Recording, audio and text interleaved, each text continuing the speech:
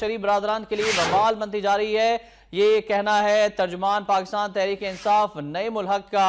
انہوں نے کہا کہ مسلح جتھوں اور ڈنڈا بردار فورسز کا مقصد خوف و ہراس کی فضا قائم کرنا ہے۔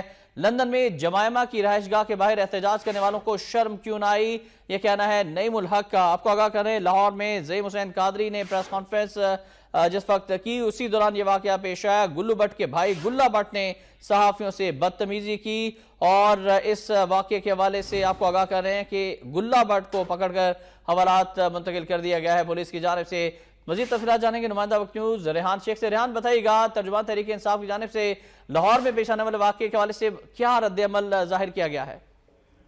جی بالکل، ترجمان تحریک انصاف نعیم الحق جو ہیں ان کی جانب سے جو ایک بیان جاری کیا گیا ہے، اس میں کہا گیا ہے کہ زعیم قادری کی سربراہی میں گلوؤں کی صحافیوں سے بدتمیزی کی شدید مذمت کی گئی ہے۔ اس کے علاوہ ان کا یہ بھی کہنا تھا کہ وزیر اعظم کے گھر کے باہر احتجاج پر اعتراض کرنے والوں کو لندن میں جمائمہ کی رہائش گاہ کے باہر احتجاج کے وقت کیوں خیال نہیں آیا۔ جمائمہ نہ تو پاکستانی ہے اور نہ ہی ان کا کوئی سے تعلق ہے۔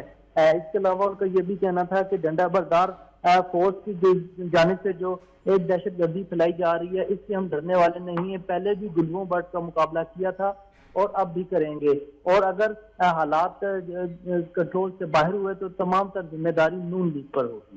جی شکریہ آپ کا ریحان شیخ، آپ نے ہمیں آگاہ کیا۔ نون لیگ کے حوالے سے آپ کو آگاہ کر رہے ہیں کہ آج پریس کانفرنس کی گئی۔ زعیم قادری کی پریس کانفرنس کے دوران بدنظمی کا واقعہ پیش آیا۔ گلو بٹ کے بھائی گلہ بٹ نے صحافیوں سے بدتمیزی کی، اس پر رد عمل دیا ہے ترجمان تحریک انصاف نعیم الحق نے۔